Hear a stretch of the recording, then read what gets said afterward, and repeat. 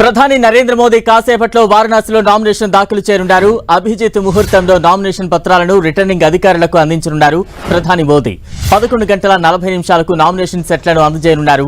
అయోధ్య రామ మందిర శంకుస్థాపనకు ముహూర్తాన్ని అందించిన పండితులే ఈ ముహూర్తం నిర్ణయించినట్లు తెలుస్తోంది. ఈ ఉదయం దశాశ్వమేధ ఘాట్ సందర్శించిన ప్రధాని గంగా నదికి ప్రత్యేక పూజలు జరిపారు.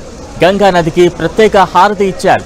ప్రధాని మోదీ మూడోసారి వారణాసి స్థానం నుంచి పోటీ చేస్తూ ఉన్నారు.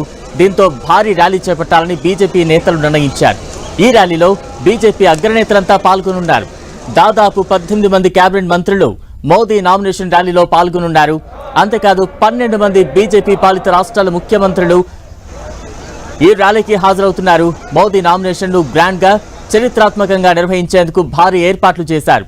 మోదీ నామినేషన్ ర్యాలీలో టీడీపీ అధినేత చంద్రబాబు, జనసేనాని పవన్ కళ్యాణ్ పాల్గొనున్నారు. ఇద్దరు నేతలు ఇప్పటికే వారణాసి చేరుకున్నారు. నిన్ననే వారణాసికి చేరుకున్న ప్రధాని మోదీ కాశీ విశ్వేశ్వరుడి దర్శనం చేసుకున్నారు. ప్రత్యేక పూజలు చేశారు. ఆలయ పండితుల సమక్షంలో అభిషేకాలు నిర్వహించారు. 2014, 2019లో భారీ మెజార్టీతో వారణాసి నుంచి గెలుపొందారు ప్రధాని.